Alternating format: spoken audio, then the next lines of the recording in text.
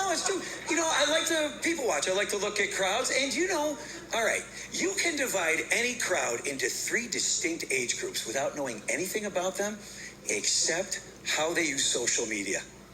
Yeah. Teens, 20s, 30s, they like to keep up with their friends using a variety of different apps. Snapchat, Instagram, Twitter, TikTok, Find a Tramp. They use them all. They use a lot of them. Looking at this crowd, I think a lot of us are in the next age group, 40s, 50s, 60s. Well, we keep up with our friends. We're pretty tech savvy because we're on Facebook. Have been for years. Why do we need anything else? Right? How many of you, like my wife and I, we reluctantly joined because she saw on the Today Show or something that in order to be an effective parent in the digital age, this is like 10, 15 years ago, you need to get on Facebook, make sure your kids are friends with you so you can monitor their online activity and keep them safe. Right? And what did the kids figure out? Within 48 hours, Mom and Dad are stalking me, so they left. But we stayed. Why? Because all our friends were doing it. Like, honey, I haven't seen this kid since Little League Baseball. Whoa, what's he doing? Now I can keep track of all the important things my friends are doing, no matter where they live, no matter what time of day. Like, look at that chicken parm. How does he do it? Folks, what's wrong with us?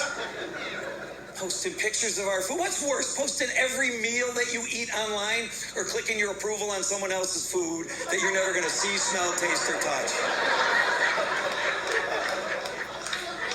No wonder our kids make fun of us. That's 2 age groups, right?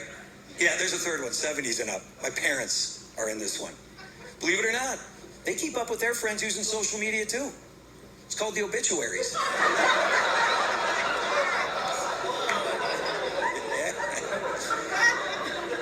Oh, you don't get that call from your mom?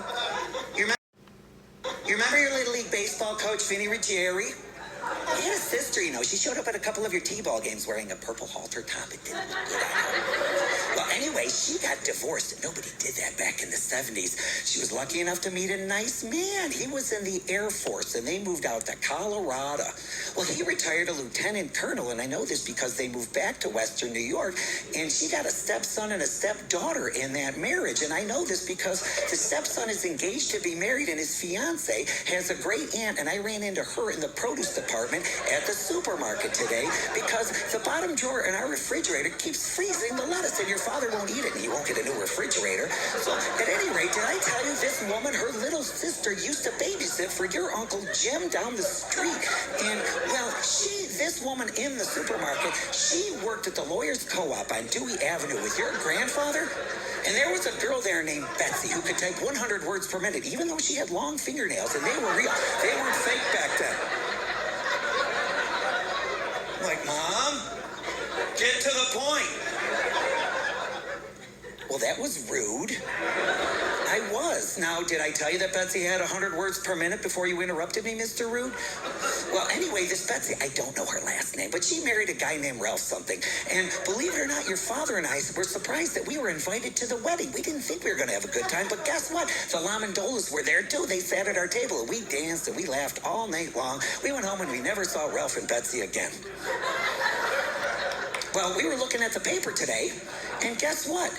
Someone named Ralph died in Florida, and he was predeceased by a wife named Betsy. So they're having a memorial service closer to home. So just in case it's them, we're going to go to the memorial service. And we can't make it to our granddaughter's sweet 16 birthday party. I'm wearing black. Goodbye.